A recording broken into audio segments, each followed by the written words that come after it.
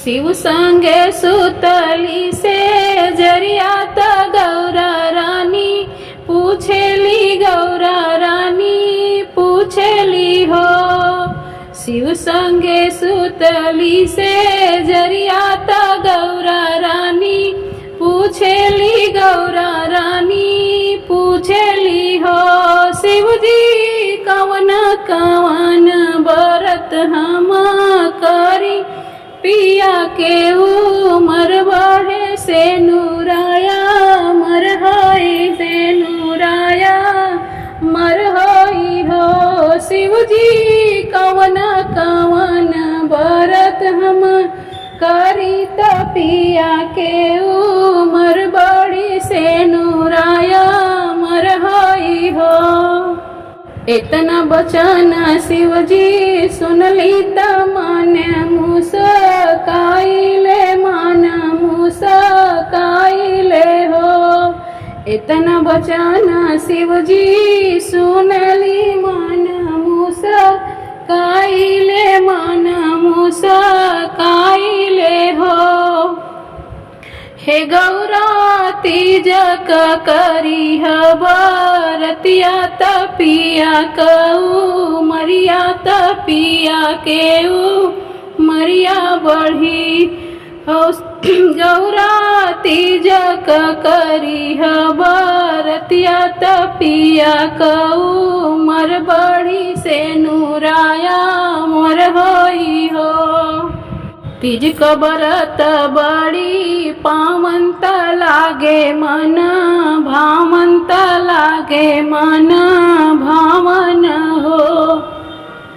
हे गौरा, हे गौरा निर्जल रहिया नीरा हारत शिव के पूजन जइह सोर हो सिंगार करिह हो। हे गौरा निर्जल रहिह निराहारत शिव के पूजन जइह सोर हो सिंगार करिह हो। सगरी सुहागिन कर बरतिया त पिया के उमर मांगे, पिया के उमर मांगे हो।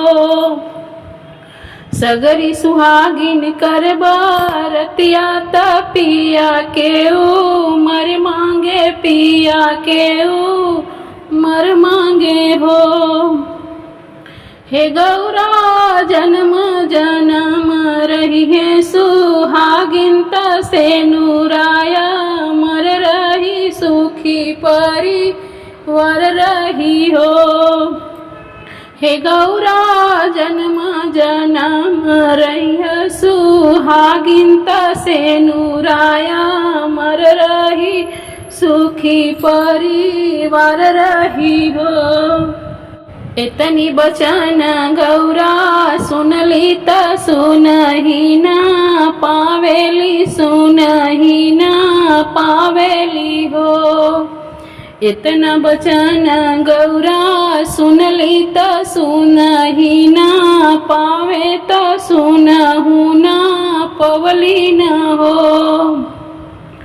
हे गौरा कैली हली सोर हो सिंगरवा त शिव के पूजन गैली से नूराया मर कैली हो। हे गौरा कैली हली सोल हो सिंगरवा त शिव के पूजन गैली से नूराया मर कैली हो। शिव संग सुतली से जरिया त गौरा रानी पूछेली, गौरा रानी पूछेली हो। शिव जी कौन बरत हम करी त पिया के उमर बढ़े से नूराया मर होवे हो। शिव जी कैल हली तीज का बरतिया त पिया के उमर बढ़ल से नूराया मर भयल हो। शिव जी कैल हली तीज का बरतिया त पिया का उमर बढ़ल से नूराया